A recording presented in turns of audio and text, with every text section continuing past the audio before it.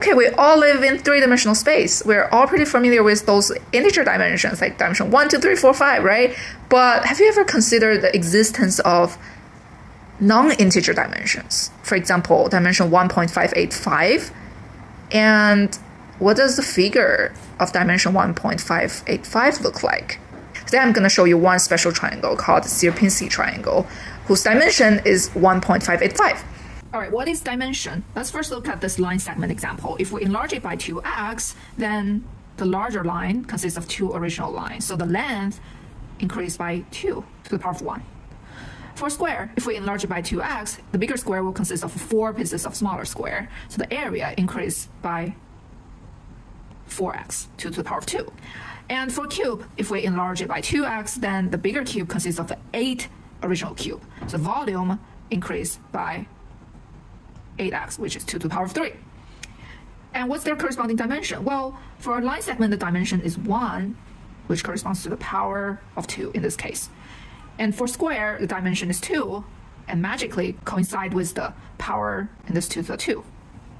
And for a cube, dimension is 3, it corresponds to the power in the volume increase with base 2. So in general, for any geometric object, if we enlarge it by 2, see how the measure change. If the measure change by 2 to the power of n, then this n would be the dimension.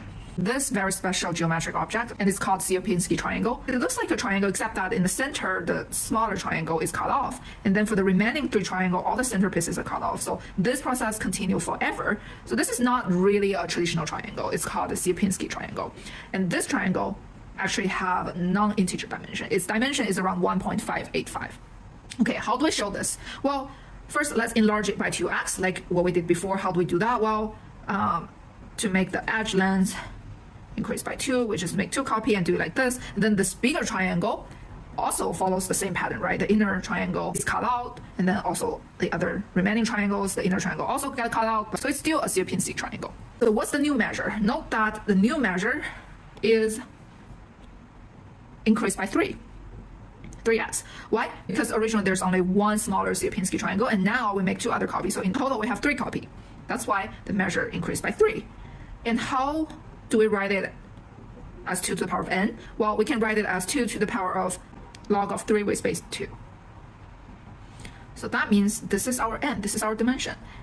And how big is the log 3 with base 2? Well, it's around 1.585. This Sierpinski triangle has dimension 1.585.